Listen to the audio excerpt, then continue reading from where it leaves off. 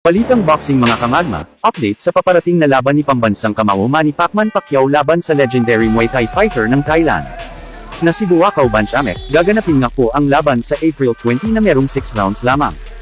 3 minutes per round at 2 minutes break after round ang pinagkasunduang rules. 41 nga po ang edad ni Buakaw at 45 naman si Pacman.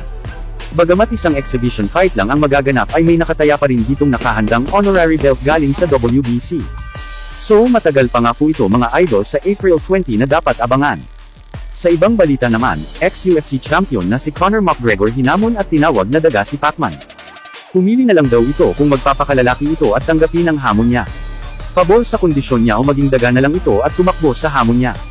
Saad pa ni McGregor ay mahal niya raw at nirerespeto si Pacman, pero kung totoong lalaki at matapang daw si Pacquiao ay dapat umakyat siya ng dibisyon at harapin siya nito, pero kung magdemand daw si Pacman na harapin siya nito sa mas mababang dibisyon ay kakailanganin na daw gamitin nito ang estilo na ginagamit niya sa UFC, parang sinasabi ni McGregor na dihado siya kay Pacman sa mababang dibisyon kapag boxing ang labanan. So hanggang dito na lang muna tayo mga idol.